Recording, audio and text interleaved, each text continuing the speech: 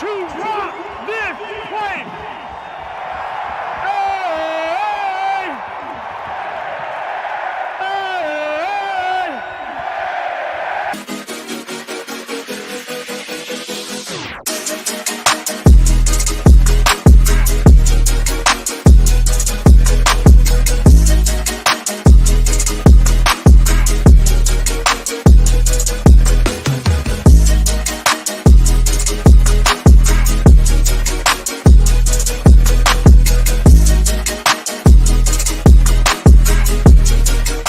Welcome to the Buffalo Sports Conversation Room. I'm your host, Jamie Malloy, and ready to talk some Week 11 football.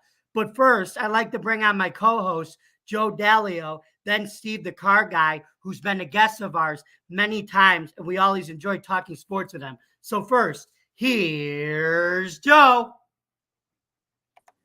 Hey, Joe, how's it going? Good to see you again. Good to see you again as well. Another fabulous introduction. Thank you very much there. Looking forward to talking some Week 11 football here. And, we got some regular viewers here. Just a shout out, too. I got some of my students at school involved now watching this. So shout out to you guys watching. Some of them said they subscribe to our channel. So we got viewers from all over, all ages. So, we'll put on a good show for you and everybody else today. Indeed, we will. And to start out that great show, let's bring back Steve the Car Guy on, who we've had on for many times in this program. Hey, Here guys. it is. Steve, how you doing? Good. How are you guys doing? Thanks again for having me on. I appreciate it. It's great to have you back. Thanks for joining us again. Glad to be here. Well, we're glad to have you on again. So, Steve, what have you been up to since you were last on the show?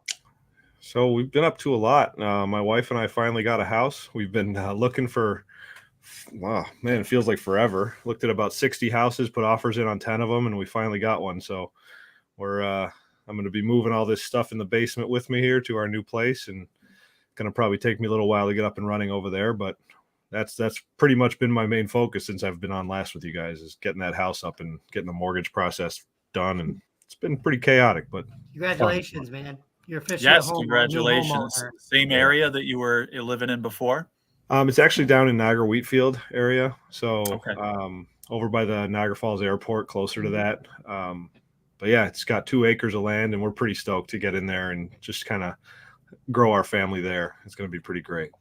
Awesome. Good for you. Thank you. So are you guys ready to talk about Thursday night's game between the Bengals and the Ravens at M&T Bank Stadium? Yes, sir. Okay, so let's begin. With Joe Burrow having to leave the game early, the Ravens won the game 34-20. Joe, what did you think about that game? As there was so many key injuries in that game, like Burrow getting hurt and Mark Andrews getting hurt, and even Lamar Jackson, but he still came back in. It kind of almost gives you the thought that a lot of people are saying that these Thursday night games aren't really in the interest of the safety of the players. But hey, they know what they signed up for. But what do you think? Yeah, I agree with that. I've questioned these Thursday night games before. I mean, this is an ongoing debate. Whether it has something to do with these injuries, I don't know if we could prove that. But it was scary, and just, I like to play daily fantasy games. And of course, I had Andrews, and of course, I had Burrow that both went out. But those are big, it doesn't matter what I do here. These are big injuries for the Bengals and for the Ravens. Losing Joe Burrow, obviously is a big hurt. And that's going to have a big effect on their season and their chances to make the playoffs, especially in such a crowded AFC playoff picture. Something like that could really be damaging. Now, what I was going to say too, I mean, the backup isn't horrible. And, I looked at some of the stats in this game and he played pretty well. No Joe Burrow for sure. And again, we'll see what kind of impacts that has, but perhaps all is not lost after all for the Bengals. We'll have to just see what happens. And, again, the Ravens losing Mark Andrews, that's huge. He's a big part of the offense, obviously. But I'll tell you what, Lamar Jackson making a case for MVP here. I don't think he'll end up with it, but, he's certainly making a case and played another amazing game. And we all know, I mean, the Ravens are going to be a team to be reckoned with here and, definitely a Super Bowl contender. So, a high quality game with two high quality teams certainly could have done without the injuries, especially big injuries like that. But, fun game to watch, and, we'll see what happens from here. I couldn't agree with that more. Steve, your thoughts? So I don't get to watch many night games because I get up so early in the morning. But I do watch the condensed version the next day if I can, like the 30-minute version on NFL Plus. This has been a year for the injuries, man. I mean, I feel like we say that every year, but I feel like a lot of big name players are going down.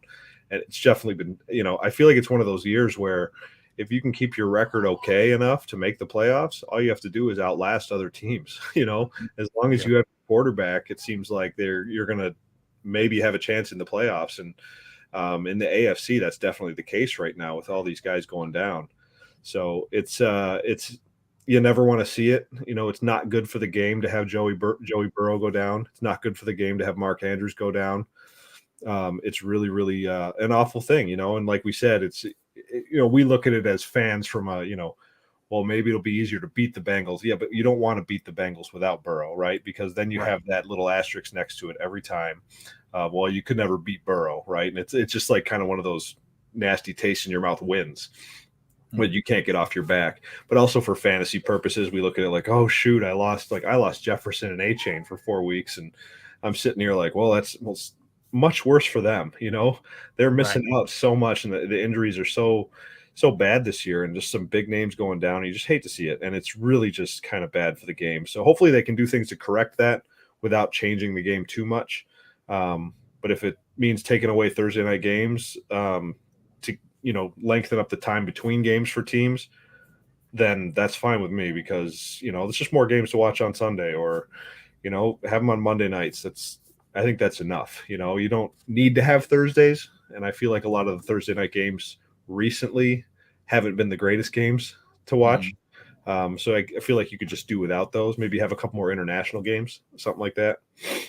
But that's my thought on it. And, I wish all the best to Joey Burrow's recovery. Same with Mark Andrews. Getting a torn ligament in your throwing hand that's not a great thing for a quarterback. And that could be more severe than just a season, for him. So hopefully he fully recovers and gets back to who he can be as a quarterback. So I get that you think we should do away with these Thursday night games, but what's Amazon going to do? I mean, they've already had 2 great years of Thursday night. They're kicking butt, and they're delivering billions of dollars, and they're not going to be able to have a platform to stream exclusive games. It'd be really hard to take money away from Jeff Bezos. I mean, he's struggling, Yeah.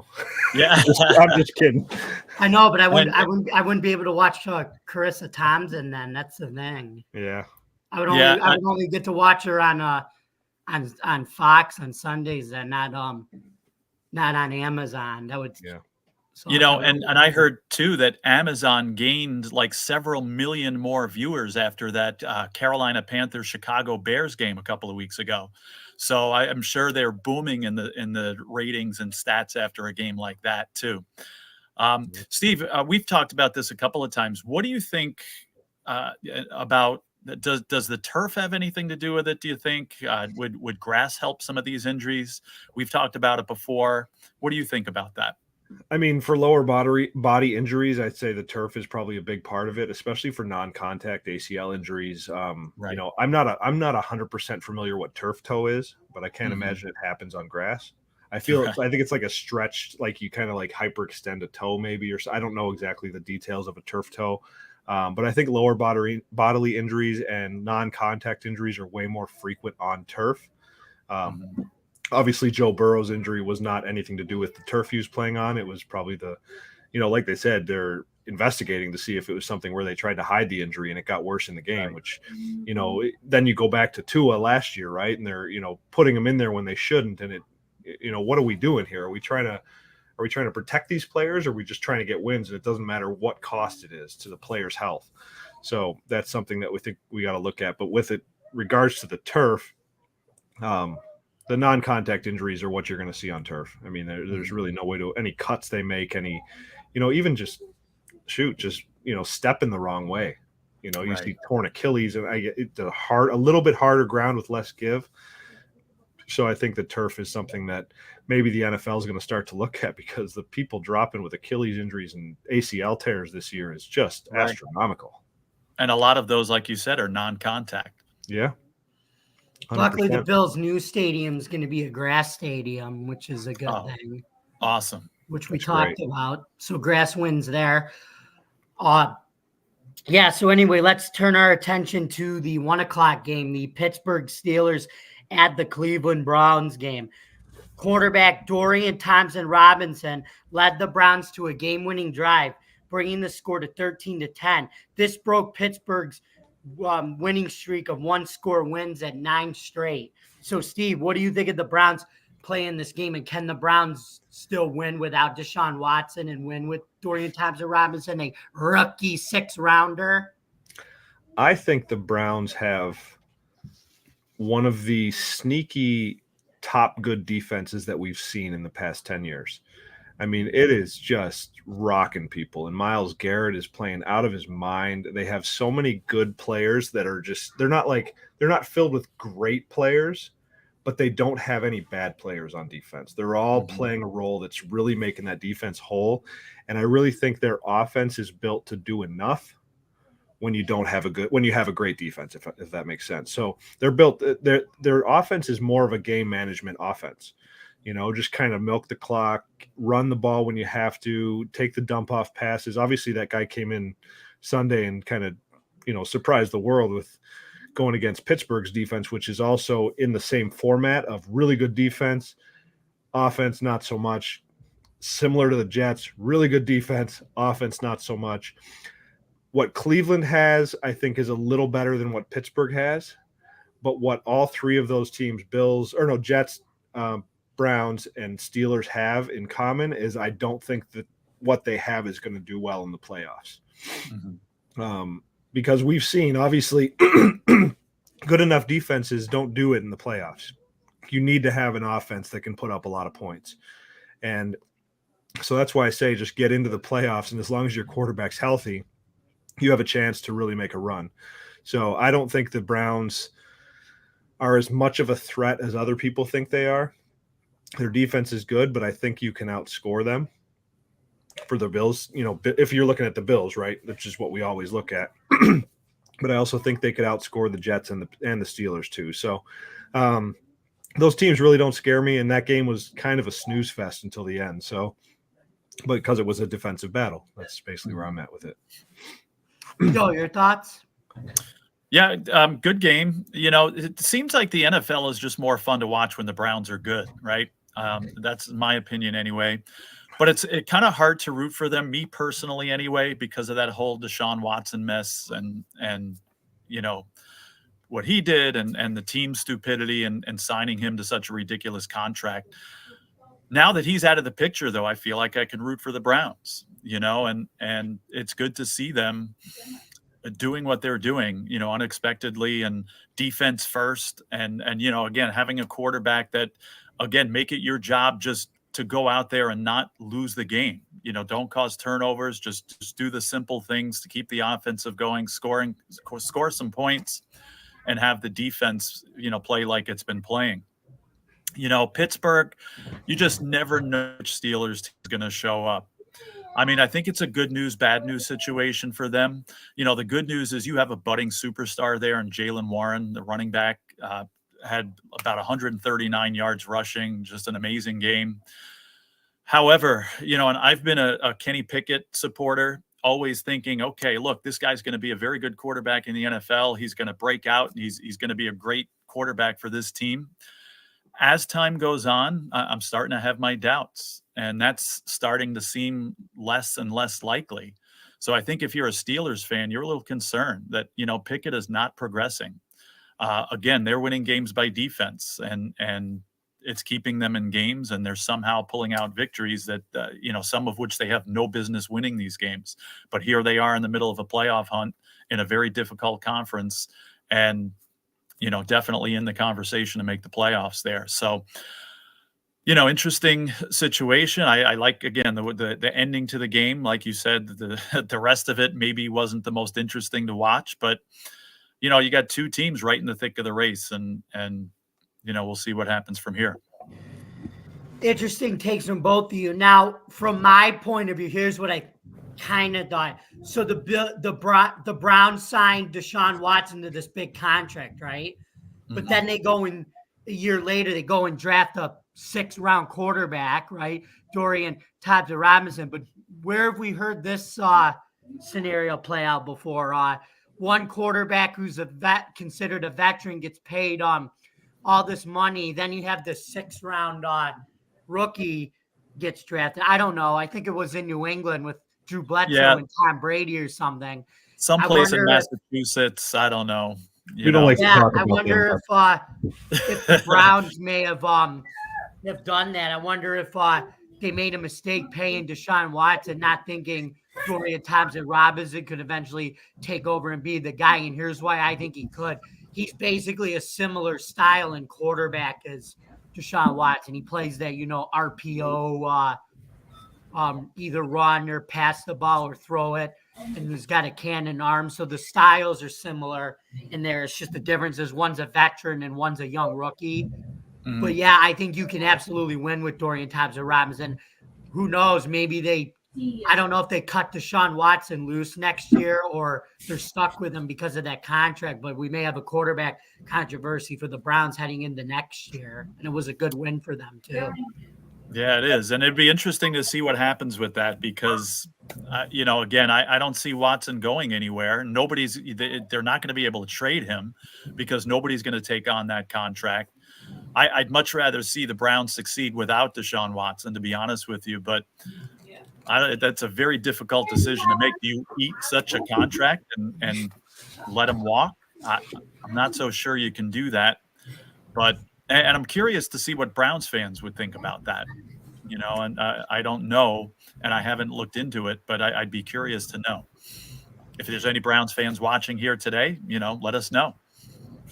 Yeah, and also let us know if you think Watson's now here just to be a bridge for DTR too. Let us know if you think that's why they have him there as well. Definitely. To help his development. So, Steve, what did you think of the Browns play in this game? Well, I mean, it's tough to say because you really don't know what their offense is. And for me, even with both teams, I've kind of been just waiting for them to go on a losing streak, because they don't have the great offenses. Even Deshaun Watson, when he was healthy, wasn't playing great. And then they lost Nick Chubb. And, and the Steelers have that running back. But like you said, Joe, Kenny Pickett is not living up to most people's expectations. So for both teams, I have just been waiting for them to go on like a 3 or 4 game losing streak, kind of like the Bills just got over, but they don't do it. They keep just kind of sneaking in weird wins. And the Steelers are just like that cockroach in the corner that doesn't do much, but they keep winning and they don't lose. And, obviously they lost Sunday. One of them had to lose.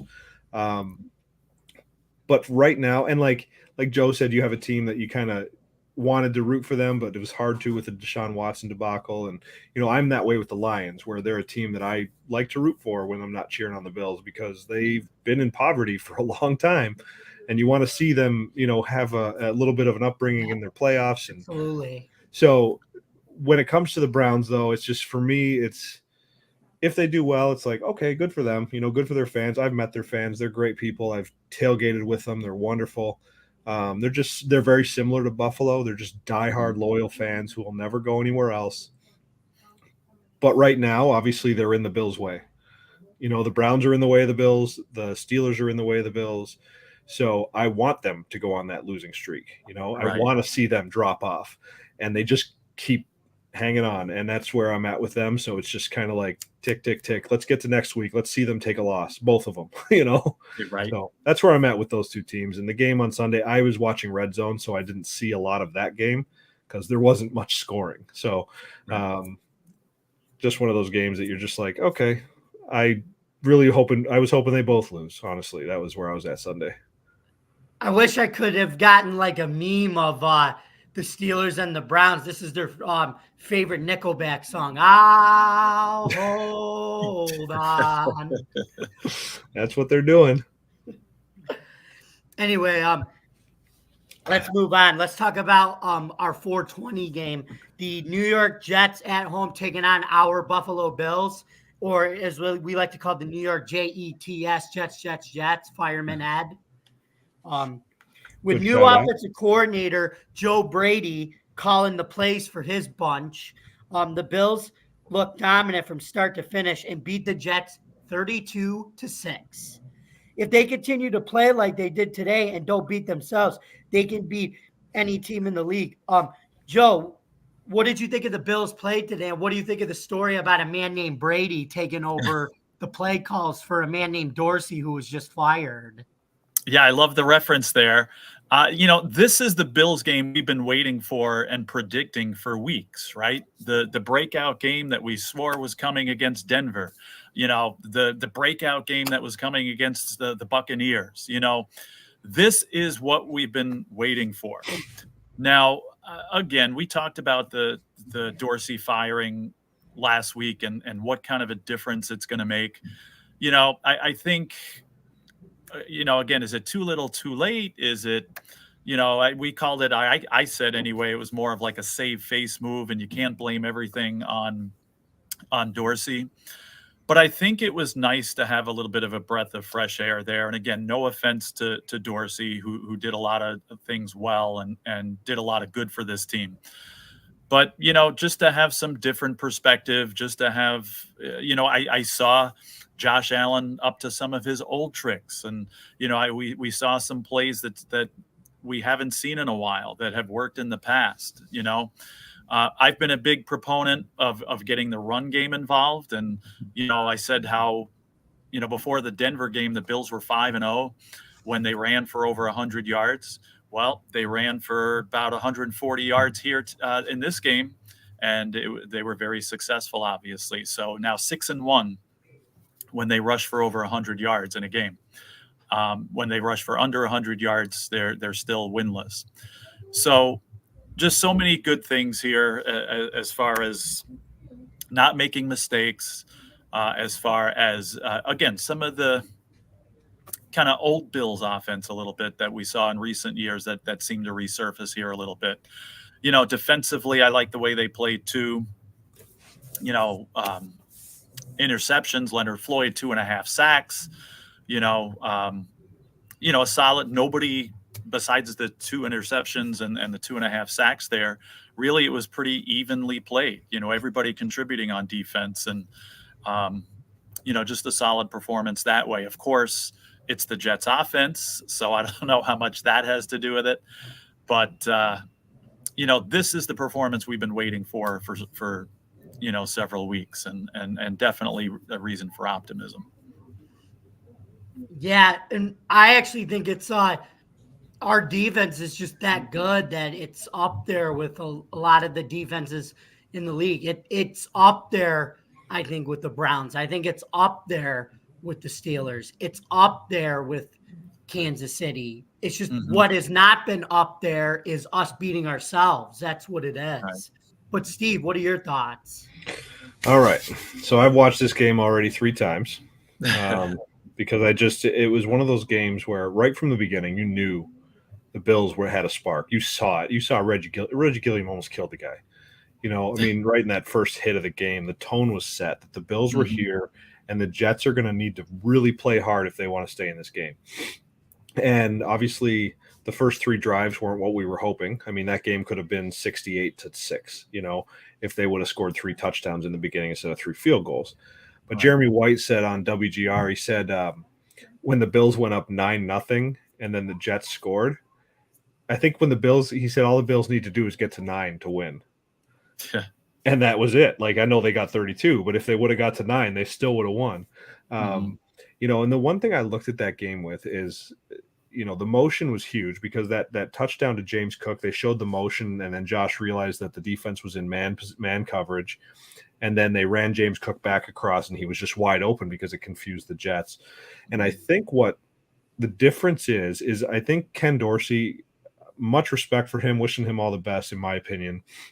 I never want to be responsible for somebody getting fired, and I know Josh holds the responsibility for that with Dorsey. But I think what happened in the game on Sunday is Brady gave Allen a chance to make the game easier for him, by scheming guys open instead of making Allen have to force throws in there. And then what opened up too was a lot of check down passes for Allen, and we got 2 touchdowns off them, one to Cook and one to Ty Johnson. But what happens with that is they're realizing, okay, we got to check Allen as he's doing the check downs. We got to make sure because he's throwing to those now, and boom, Shakir 81 yards. You know what I mean? So it really kind of made the defense have to play honest up front, because Allen's going to take these check downs, and all of a sudden the guy beat you, got past you.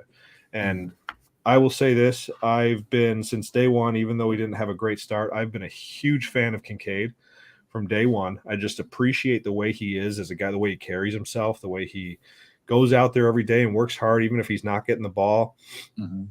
What players do when they don't have the ball in their hands tells me 100% about their character. And if you've probably seen the replay of that Khalil Shakir touchdown, when Kincaid ran out there as fast as he could and took out 3 guys on a block. I mean, and it was a veteran move too, to turn his back into them, to knock them all over without getting a block in the back. So I think with the Bills, with Kincaid improving the way he is, and we're going to get Knox back eventually. And I don't, like they always say, where are we going to put him in? Are we who are we going to take out? The offense is kind of humming a little bit now, but Knox can obviously help on the line, help with blocking, help with run game. But that game does it to me every time. Got me a little excited again. Got me back on the hope that the playoffs are a very real possibility for this team. We have a very tough schedule ahead, but you're going to have to beat one of these tough teams in the playoffs if you get in there. So do it now, do it and get in the playoffs, go undefeated the rest of the season if you can. We might lose one more stupid game, but go 12-5, go 11-6, get in the playoffs and, show who you really are, because this Bills team is very good. They had a couple hiccups. I feel like every year in November they have a bad stretch. This year it was in October, end of October to middle of November. I think that's out of the way. I think they're going to clear some things up. And one last thing I will say is, holy crap, Rasul Douglas is the guy. Right. What a trade. That was just awesome to see. And man, he's a baller. He's going out there and he's fun to watch. So that was a great pickup for the Bills. And, probably going to mean there's going to be a decision to be made on Trey White next year, which is unfortunate, but hopefully they can figure something out, because he's a good guy to be around in the locker room too. So I think Trey White comes back and they form the new cornerback tandem in the NFL in 2024. That's what I think. Let's be optimistic about that, Steve. I would love to see him back. I really like Trey White, but he's going to be 30 next year and coming off an ACL and Achilles injury. So that's my only thought is maybe he might slow a step. But the other thing I was thinking of, we might not have Poyer next year. Poyer might retire. I mean, he's up there as well, and he's been putting a hurting on his own body. So I heard someone mention that maybe we move Trey White to safety, or maybe we move Christian Benford to safety. There's just a lot of opportunities with these players, and they're all good ball players. Right. So we just got to make sure we can do what we can to keep them all. That's the most important part, and afford them all. The good news is we're going to be going into this offseason, no matter what happens, under the salary cap, whereas last year we were over the cap, which is why we had to get rid of Tremaine Edmonds. But at least this year, salary cap problems are going to be a thing of the past, at least for this year, which is good. And the cap should go up this year too, I think. Probably. That would be my guess. You would think. Right. So, in terms of that was the Buffalo Bills that I said that's what I'm talking about. Those are the Buffalo Bills I knew since the beginning of the season. And last year with Dorsey as offensive coordinator, they looked like the offense that they've been all season long. I think what it is it's just Allen needed to get his confidence back. The Joe Brady situation may have helped, but I think it was more of a PR move to do that, to try to save the season from getting lost. But hey, shout out to the offense for still making it work and operating in that effective way. So yeah, I'm proud of them. Definitely. For sure. Okay, so now that the Bills will be traveling to the city of brotherly love, Philadelphia, to take on the Eagles this weekend, uh, Joe, do you want to make your predictions? Do you think we're going to pound some cheesesteaks this weekend? Yeah. Now we just talked about Bill's optimism and a great performance like this, and so many having to win so many games to get in the playoffs here. Hopefully, we don't lose our audience after my prediction here. I think it's going to be an incredible game by both teams. I think the Bills play a game, the type of game where they deserve to win, that they certainly could win. My prediction is Eagles 23, Bills 21. I think they just fall just short. They play an excellent game that would have beat pretty much any other team, but the Eagles are playing amazing football right now. Being at Philadelphia, I just think, again, the Bills have a chance. They're in it. They play good enough to win, but just fall just short. Steve, your thoughts? Well, Joe, I'll help keep your audience here. All right. Thank you. Yeah, I'm going to go differently than you on this one. Here's my reasoning for it is it's going to be tough because it's in Philly. Mm-hmm. But the Bills have so much more to play for right now in that game. That's true. Because they are literally every game now is fighting for their playoff lives. The Eagles aren't too far away from clinching. Mm-hmm. Obviously, the Eagles are going to hope for the 1 seed, and that's I'd say there's probably about three, maybe 4 teams in the NFC that are dangerous. Mm-hmm. Eagles, 49ers, Dallas, and I don't even know a third one. Maybe Seattle. Not Seattle. Yeah, just San Francisco, Philadelphia. Just those 3. Maybe Detroit. Detroit too. Yeah, Detroit's the other one. They're good. That was the other. I was trying to remember. There's one, and that's what I talked about earlier. I'm rooting for them. But 4 teams in the NFC that are tough. Obviously, the Eagles are playing with Detroit right on their tails for the 1 seed, which is just who would have thought after after last year coming into this year that's where. I mean, I thought Detroit was going to be kind of similar to what the Sabres are. Like they're going to be a good team. They're going to do well, but like Detroit's exceeding my expectations. Right. But I think we're going to go in there, and I think Allen plays. Obviously, we know he plays a lot to the level of his competition, level of the QB he's playing even. Obviously, he didn't last week, which is great because that would be awful if he played at Zach Wilson's level. But when he plays to the level of the great teams he's playing against, man, he's good. And he is hard to beat. And again, on WGR today, they said if Allen doesn't turn the ball, I think Steve Tasker said it, if Allen doesn't turn the ball over, this team is very hard to beat. Their defense is good enough, and their offense is not missing any pieces. I mean, we really have had, besides Dawson Knox, we really haven't had major injuries on offense. Knock on wood. I'm just going to knock on the table there. But I do think the Bills, this is a very winnable game for the Bills.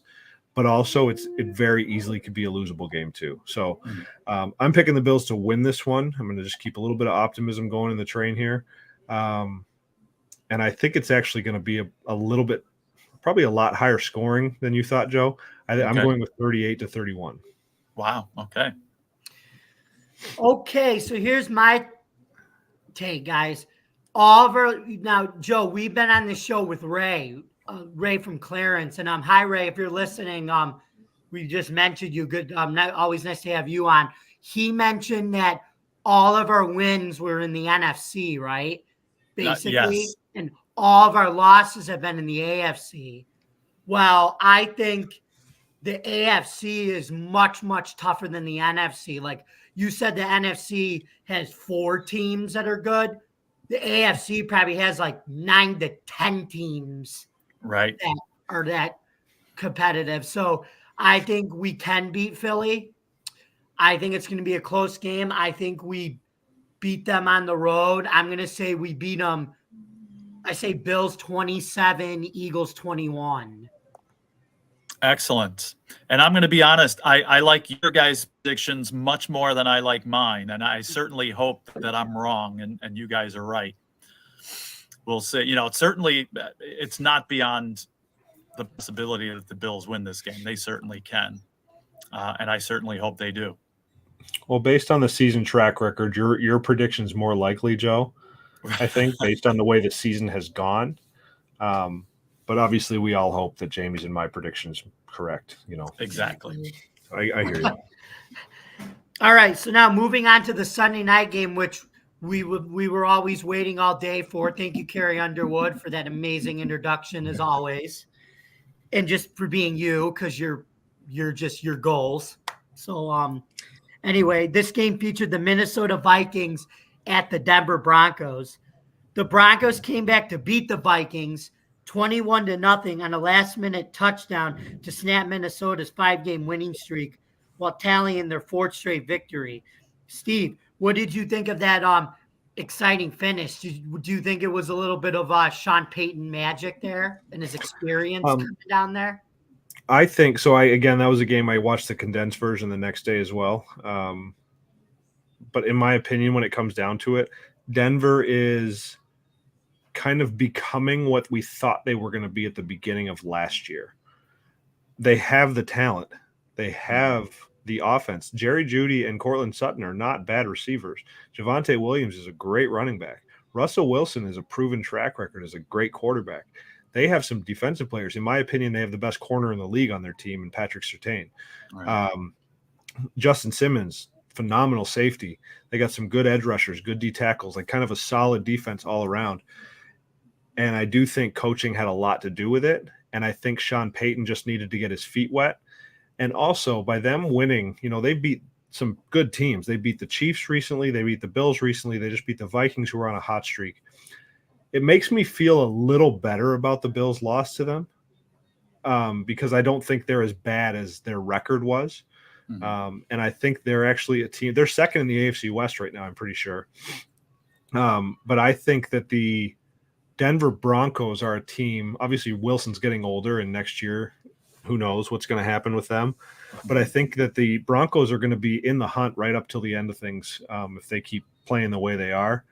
And Minnesota, they're just kind of a Cinderella story with Dobbs. I like Dobbs. He's fun to root for. I'm happy for him. Happy he's doing well. They're going to have a decision to make with Kirk Cousins, coming back with an Achilles next year. So they're a good team. They're solid, kind of well-coached, around the end. But Denver's a lot tougher. They have a lot more gritty of a team than, again, their record and their play has shown for the first, half of the season. Yep, I definitely agree with that. Joe, what do you think? Yeah, I agree with everything Steve said there. I think, Denver had lost a few close games too, or had blown some leads as well. I mean, not counting a particular game in Miami, but this again is just, I think, showing of where this Denver team is going, coming back from a 10-point deficit here and, winning a close game for once.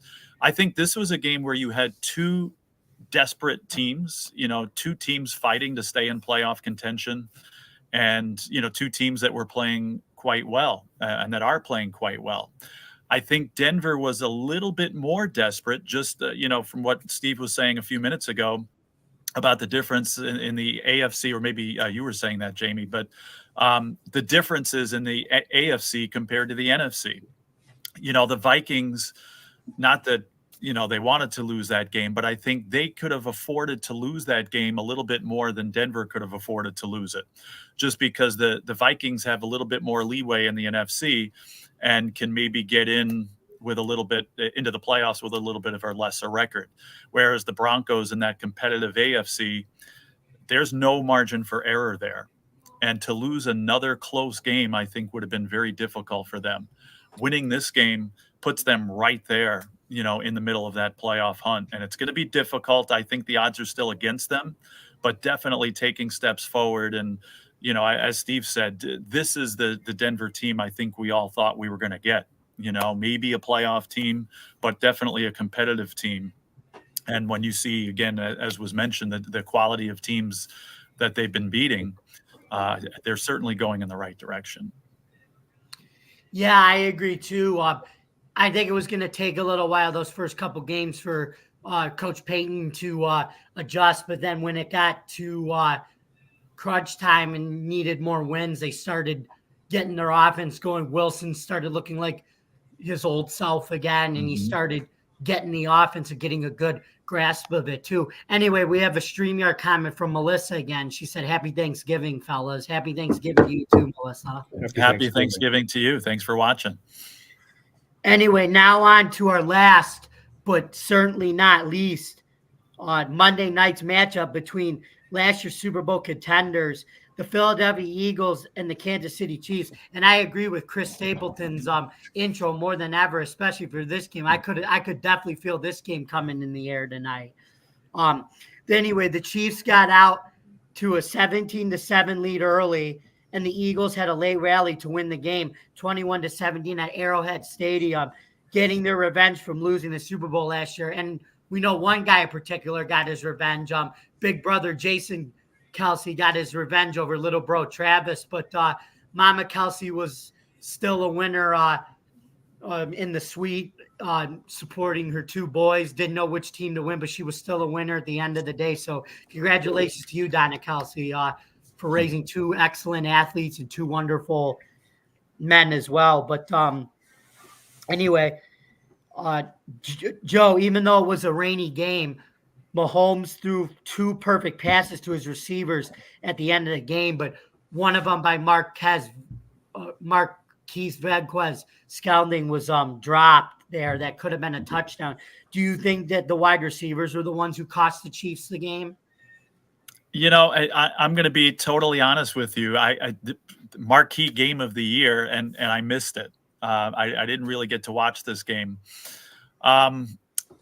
You know, I don't really know who to blame. I mean, I was surprised. I thought the Chiefs would win a close game here. Kudos to the Eagles for doing it. The one thing, as I looked at some of the recap and some of the stats here, kind of a scary stat, is that it appears that Jalen Hurts, statistically anyway, I know he scored 2 touchdowns. I think one of them was a tush push. Jalen Hurts probably played his most subpar game of the season. And here's the Eagles still beating a team like the Kansas City Chiefs with Jalen Hurts not playing his best game.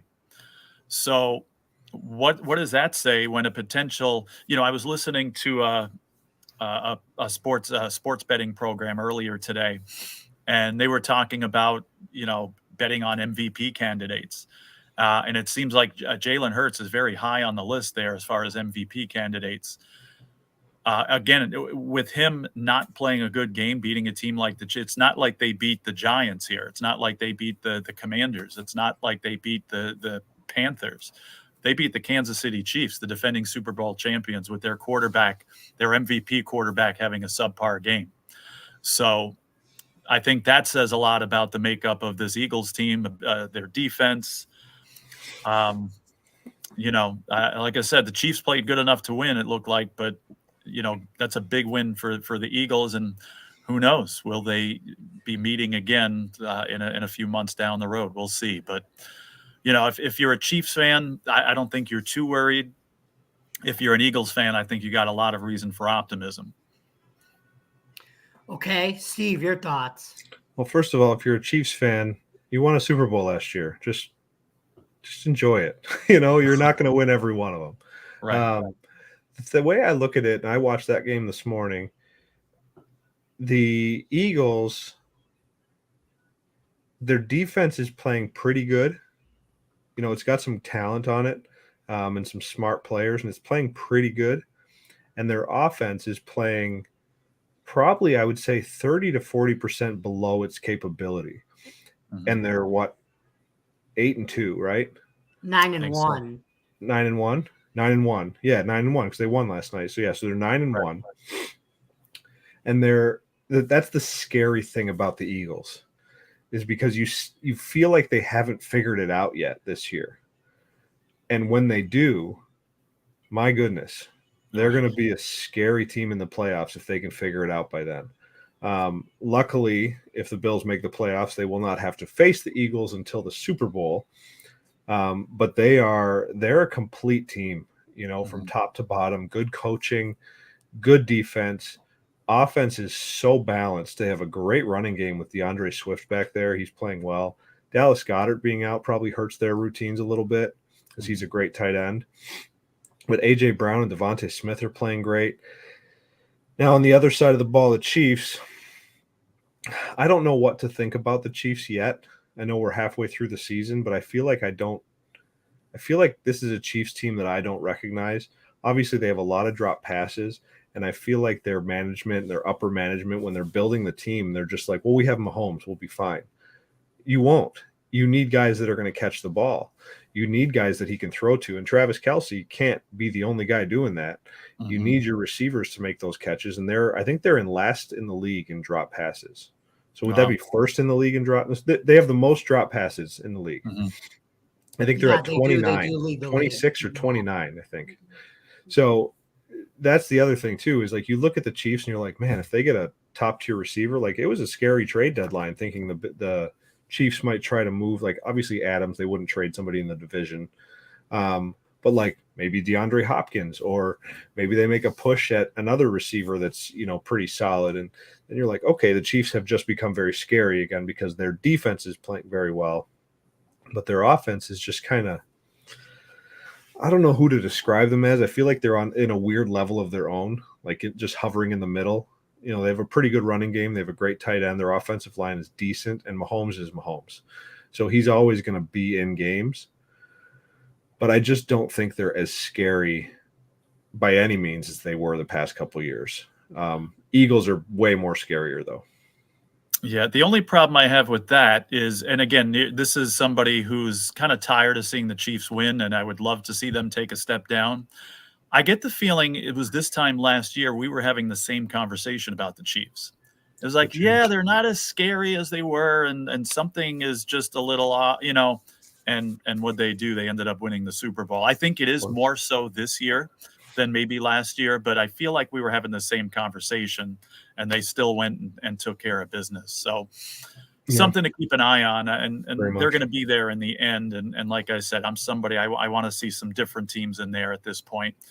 But, I just feel like we've seen this movie before. But, Jamie, what do you think about that game? I think it was huge in terms of another AFC team dropping the 3 losses to help the Bills, help our case and get up there for seeding and possibly still win the division, which we're going to get into. And I think we still could, because I think Miami's going to eventually crack. So, but yeah, that was a wild game. It was as advertised. Both defenses played well, but the offenses were just abysmal. Drop passes, wet, sloppy ball, muddy, rainy conditions. I mean, the list can go on. I could go on all day, but it would be midnight if I just kept listing everything. Right. And then I'd be taking a midnight train to Georgia after that. But anyway, let's move on. Guess what? It is now time, folks, for our question of the week segment. So, Steve, you've been here before. Would you like to take on the question? Sure. As long as I don't lose points here for getting it wrong, because the last one stumped me pretty good. It was a couple months ago, but yeah. No, you're not going to lose points. We love having you on. You're not going to lose points. You're good. All right, I'm just glad all the guests are getting these questions, because every one I'm trying to answer as well, and I've been wrong every time. So I'm glad you guys get the questions now, and not me. Well, get ready, Joe, because if he doesn't get it, that means you're going to get a shot. I'll try. Okay, so Steve, here is your question. Can you guess this NFL player? He played on 2 teams, had 27 rushing touchdowns in 1 season, and was a 1-time Super Bowl champ. Was it TD, Terrell Davis, Sean Alexander, Priest Holmes, or John Riggins?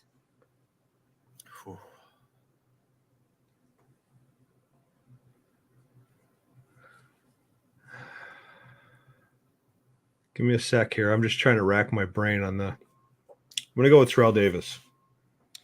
Oh, I'm sorry. I said the same thing. I'm sorry, Steve. That's not correct. Joe? I was going to say the same. I was going to say Terrell Davis as well. Sorry, guys. Nobody got it right. The correct answer was Priest Holmes. Really?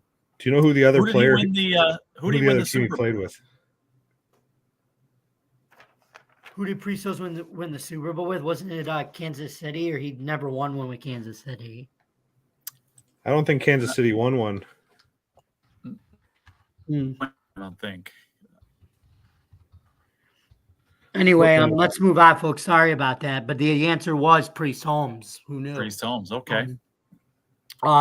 So recently we talked about Buffalo's run game, the pass game, run defense, and pass defense. Let's now, at the halfway point of the season, take a look at the 8 division winners and who you think should be leading each group. Let's start with our favorite, the AFC East. With the Dolphins and the Bills closing in on the division, it'll be interesting to see if Tua Tagovailoa and his offense can stay hot going forward. Joe, who do you think takes the AFC East division? I think the key there is we'll see if he could stay healthy going forward, because that's the biggest key. You know, I think we know.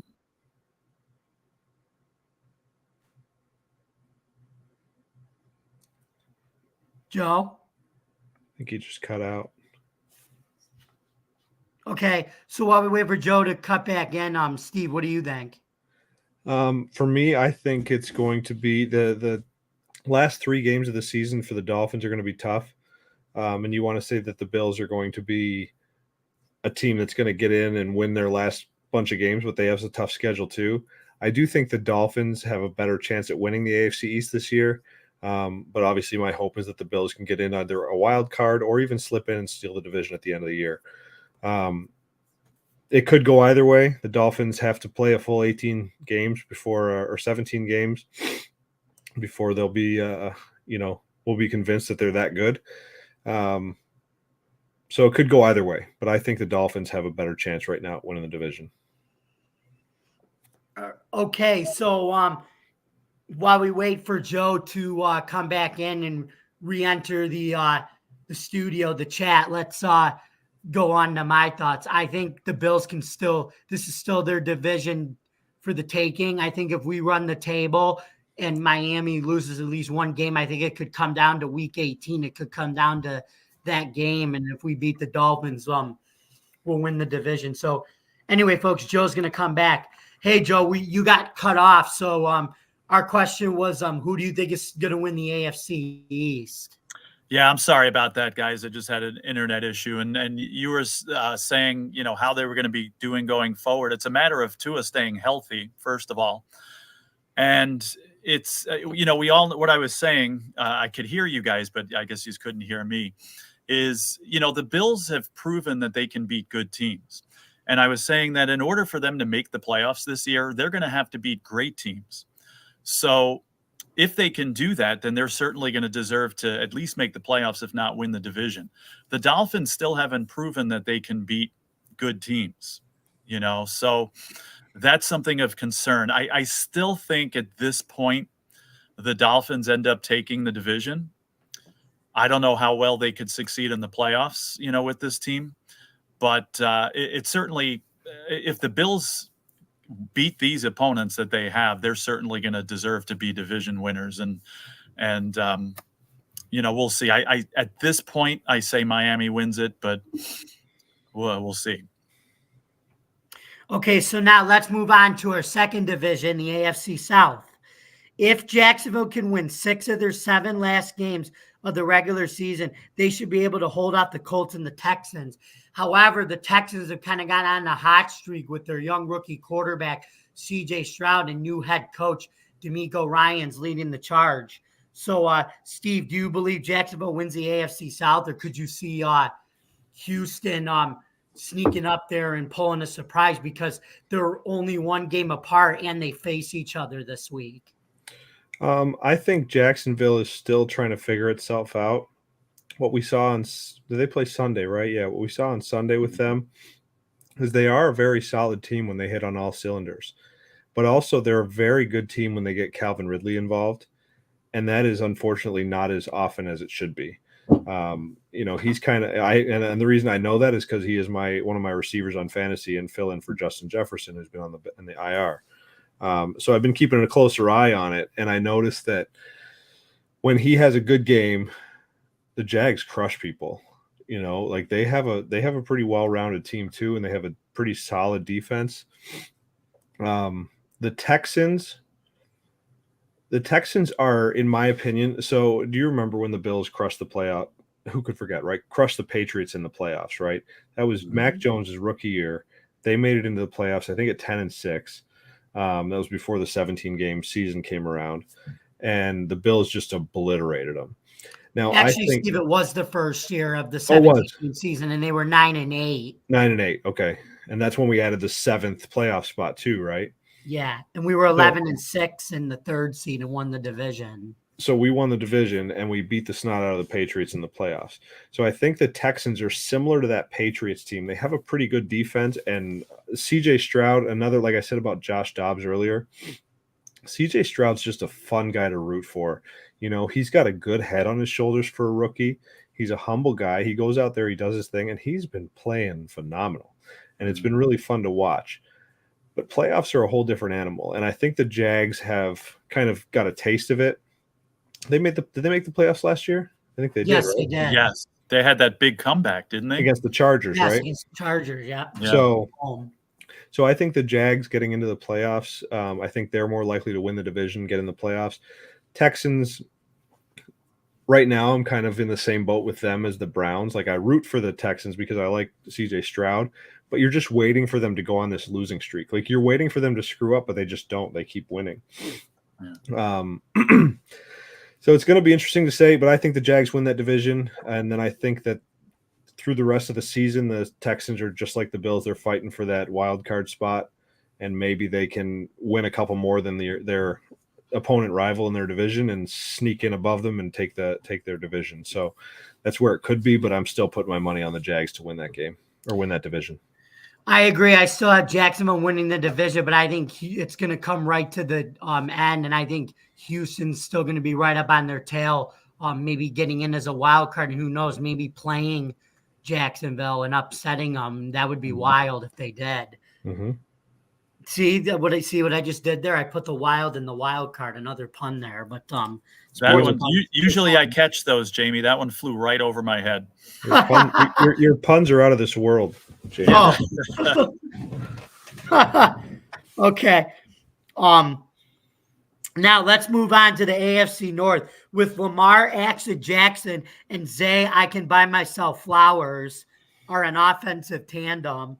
The defense is holding their rival team to game lows, 124 points, 13.8 points per game through their first 9 outings.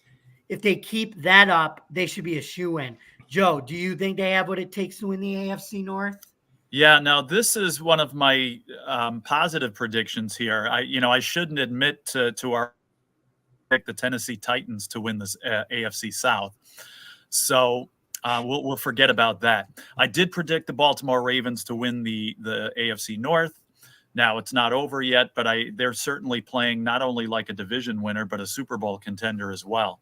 I definitely think the Ravens are the class of that division. I mean, they have some, tough games ahead of them. Again, one of their best offensive players now is gone. But I still think the Ravens are the class of that division. Especially, people talking about their defense, and we mentioned this before, they're statistically playing as good as, if not better than that 2000 defense they had, when they won the Super Bowl. So I think definitely the Ravens are the class of that division. Now, that's not to say some of these other teams can't contend. I thought maybe Cincinnati can go on a run, but now with Burrow gone, I don't think that's going to happen. I don't think the Steelers are good enough to win this division. And as good as the Browns are playing, again, with with a new quarterback in there, as well as he's playing, I don't see them coming close to the Ravens. So I'd be very, very surprised if the Ravens don't end up winning that division. Yeah, I can see your point of view there. Steve, your thoughts? Yeah, I feel like every year there's a team that kind of dominates the regular season, and then they get into the playoffs either with the 1 seed and get a bye and then lose in the divisional round, or they have a really great regular season, get in with the 2 seed, losing the wild card round. I think the Titans did that a couple years ago. They had a great season. They got in the playoffs and they just kind of were like, Where'd they go? What happened to them? And they were out, you know. That could very easily happen to the Ravens. But I think the Ravens are a well-coached team. I think Harbaugh's a great coach. Lamar Jackson's something special to watch. I mean, he's a phenomenal talent. I think he's got a lot stronger arm than people give him credit for, too. Mm-hmm. And he's got his weapons. You know, he's got some decent receivers, and their defense is very solid. So they could make a run in the playoffs, I think. But I do believe there's going to be a team this year that came out of the regular season like, wow, they're phenomenal, and then they just get trounced in the playoffs. And that could be the Ravens. It could be the Chiefs. It's hard to say, but I think that it's something that's very possible. But I do think the Ravens are going to win that division solely because they're going against the three other quarterbacks they're going against are backups or Kenny Pickett, and that's not great. So I think that's where we're looking at the Ravens just kind of are a shoo-in for their division, in my opinion, just like Joe said. Right, I agree. I think the Ravens are definitely a shoo-in, but like you said, they could be a team that just looks great in the regular season and then they fall flat in the playoffs, or maybe they host the Chiefs in the AFC Championship game and they beat the Chiefs and they go to the Super Bowl. They could be you don't know what you're going to get out of them. Yeah, the Ravens were one of those teams before, too. Like this, I think it was 2019, perhaps. They were the number 1 seed with Lamar Jackson, and they got bounced from the playoffs early. I don't remember who it was that beat them, but I think it was. Who was it? I think it was Tennessee. Okay. So with Derrick Henry at the time, yeah. That's right. It was Tennessee. Anyway, let's move on to the AFC West. Speaking of the Chiefs, with the Chiefs having the best record in the division, even after getting beat last night, they have also taken the AFC West title in the last 7 years. Steve, do you think any of the other teams in the AFC West have a chance of winning the division? I'm looking real quick here right now. Just bear with me 1 second. In standings, just pulling it up. I mean, they're 7-3, so they have 2 games on the Broncos. The head-to-head is actually split because the Chiefs won 1 and the Broncos won 1 of their head-to-head matches. And if we look at the schedule, I think for the next couple of weeks, I'm just trying to feel it out because the Broncos could sneak up there and do something. Broncos play the Browns next week. Broncos are probably going to have a tough time with that game because the defense is so good. And the Chiefs play the Raiders. So the Chiefs are, by that point, if that all goes the way it should, the Chiefs should have a 3-game lead on the AFC West, second place team. And I think that the Chiefs are going to win the division. Again, they also have so much experience of extra games because of their previous playoff games, and they're well coached, and they're a team that can kind of win it down the stretch. So I don't think there's really any team that's going to compete with them for the West. Joe, your thoughts? I completely agree. In fact, I'd be more shocked if the Chiefs didn't win the division than if the Ravens didn't win the division. Again, as well as Denver's playing, they're not going to catch the Chiefs, and just over the long haul, I just think the Chiefs are still the class of that division. So I'd be absolutely shocked if the Chiefs did not win that division. Yeah, I also have the Chiefs winning the division, but I also think they're going to get a challenge from the Raiders. That's what I think.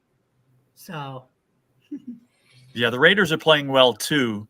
I just don't see them. I think they're going to keep that game because they're playing each other this week, right? The Chiefs and the Raiders. Yeah. Yep.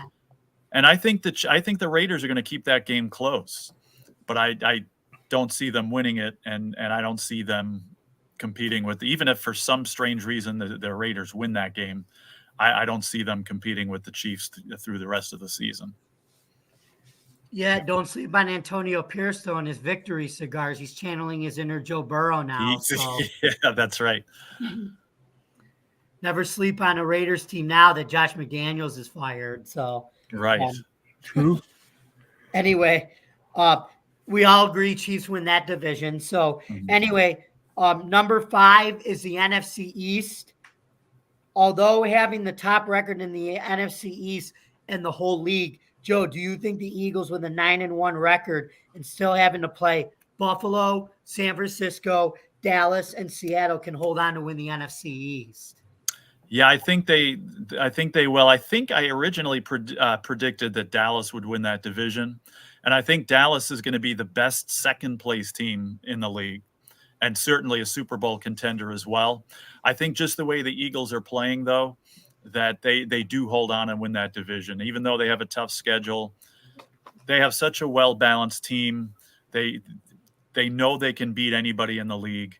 So I think, again, Dallas competes with them until the end, but I ultimately think the Eagles take the division at this point. Steve, your thoughts? I'm going to stick right with Joe on that one. Because as you said, who they have to play the remainder of the season, Dallas has to play a lot of those teams too. Mm-hmm. Dallas has to play the Dolphins, the Bills. They also have to play the Eagles. And the Eagles, I think, are this much better than Dallas. Mm-hmm. And I think that's what we're going to see is the end of the year. We're going to see them this much better in the standings, and that's what's going to win the East. At least there's not any other teams really threatening in that division. But to have two teams as strong as they are coming out of the East, I do think that one of those two teams is going to be in the Super Bowl. Mm-hmm. Awesome. So, I think same thing. I think the Eagles squeak out the NFC East, but either them or the Cowboys could represent the NFC in the Super Bowl. Anyway, now let's move on to the NFC South. With the New Orleans Saints having a great season with Alvin Kamara as such an amazing offensive threat to opposing teams. Steve, do you think that the Saints will still have what it takes to win the NFC South? It's the one division I always have to look up because I never know. I can never remember what teams are in the NFC South. So it's the Saints, the Falcons, the Bucs, and the Panthers. Mm-hmm. So needless to say, that's the worst division in football right now. Yeah. I actually think the Bucs have a better chance of winning that division than the Saints. So, and the reason I'm saying that is because I think the Bucs defense is pretty solid. But honestly, Falcons have just as much a chance as winning it as the Saints or the Bucs. It's really, I'm not going to pick a team that's going to win it, first of all, because I think that's going to be a division that sends another team with a losing record to the playoffs. So I don't even want to give them credibility. They need to be better. But it could be one of the top, one of those three teams. Panthers obviously are playing for a number one pick again next year. Right. But the other three could be any of them. Could be the Saints just as easily. Could be the Bucs and the Falcons. So that's where I'm at with that division. Joe, your thoughts? Well, I'm going to pick the Saints only because in the beginning of the season, I picked the Saints to win that division. I think that the Falcons are a little inconsistent, and certainly I agree with Steve that the Falcons or the Bucs have the potential to win that division. I think the Falcons have a little bit of a coaching disadvantage, though, so I'll discount them for that reason. The Buccaneers have a little bit more solid coaching there. And again, a good defense. Baker Mayfield is playing decent. So they certainly could be in the mix. I still think by default, the Saints end up winning that division. And again, mostly I'm going to say that just to save face from my prediction a few months ago. Yeah, I'm actually going to say the Bucs win it. I think Baker Mayfield Magic or Mayfield Mania, whatever you want to call it. No, that's Minshew Mania. So we're going to say there we go. Mayfield Magic is going to prevail in the regular season, but the record is going to be oh so bad that's not even going to be playoff worthy. But I think Baker gets it done in a poop shoot division like that. So yeah, that division is poopy pants. Anyway, let's move on to the NFC North. Now that Detroit is 8-2 and the team hasn't been since 1962, Goff and his offense continue to show their winning ways and want to prove to their fans that they can win the division this season. Joe, do you think Detroit can take the NFC North this year? Yeah, I think they will. And again, I predicted the Vikings to win that division. So luckily, they're playing well these days, and I don't look as foolish as I did maybe when they were 1-4. And I did say the Lions wouldn't even make the playoffs. That I was wrong. That's going to happen. They're going to make the playoffs, and they could be. I could see them possibly making the playoffs as a 2 seed in the NFC. And again, even winning a game or two in the conference playoffs as well. So I definitely see the Lions continuing what they're doing and ended up winning that division. But the Vikings, where it seemed like it was impossible to even think about playoffs, and then they lose Jefferson, and then they lose Cousins, and here they are still in the conversation. Partially because the NFC is kind of inferior to the AFC, but I give a lot of credit to the Vikings and just for not quitting. And Dobbs is a great story here, and we may end up seeing that team in the playoffs when all is said and done.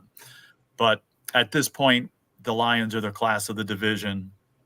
I didn't see it happening in the beginning of the season. I saw, what Steve said earlier, an improved team, a team that's on the rise and playing well, but I didn't think they would be able to live up to all the hype. They were people predicting in the beginning of the season potential Super Bowl for them. Just didn't see it happening. I still don't see him Super Bowl, but again, I see him making some noise and maybe even being in the conversation and being as high as a 2 seed. But kudos to them, because it's good to see them. Their fans deserve it. They deserve it. And I think they'll win that division now. Steve, your thoughts? Yeah, I think the Lions win this division. I actually think they have one of the best running back duos in the league with Montgomery and Jahmyr Gibbs. They're playing phenomenal. Amon-Ra St. Brown is good. Sam Laporte is kind of evening out a little bit from what he started at the year. I think Dalton Kincaid's actually beating him in receptions now.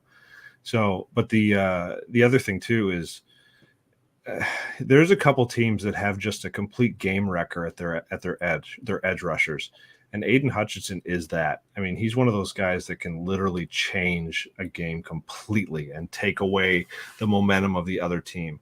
And I think the Lions will make it because not only because they're actually a very solid team, but I think that besides the Vikings, like they have a kind of a weaker division, than obviously the East. The South is just, again, we don't talk about them.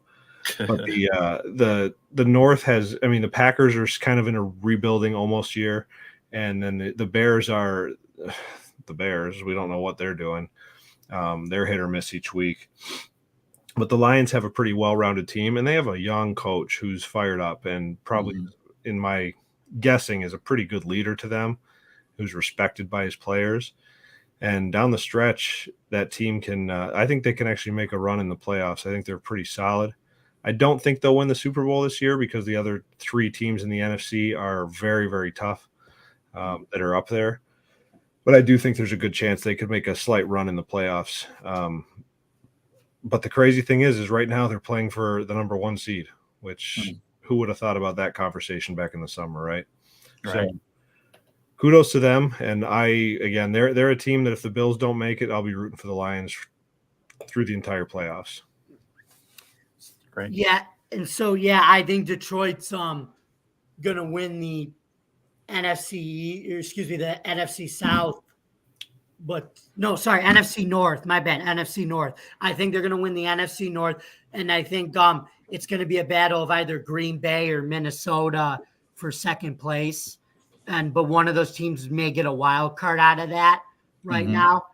And so I got Detroit winning that one. And speaking of which, the NFC South is just like Bruno from Encanto. We don't talk about. We don't talk.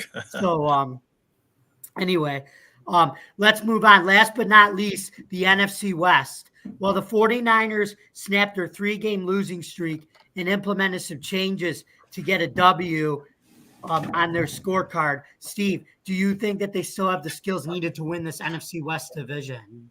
Without a doubt. I don't think the Rams are doing anything. I think the Seahawks are, I hate to say it, but I think they're actually overrated right now.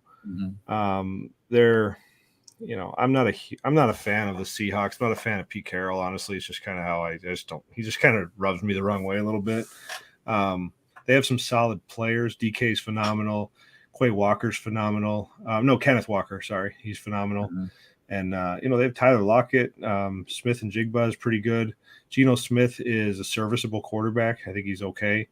But the Niners are on a different level than all those teams. And the only reason I didn't mention the Cardinals is because they're technically in a tanking year, even though they're kind of surprising people. Yeah, I agree with that. Tanking and surprising. Yeah. Joe, your thoughts? I completely agree. I mean, the 49ers are the class of that division. I also thought the Seahawks were frauds, because they were tied when the 49ers went in their losing streak. I think they were tied for first place at some point. I think Seattle was technically in first place. I don't obviously see that happening.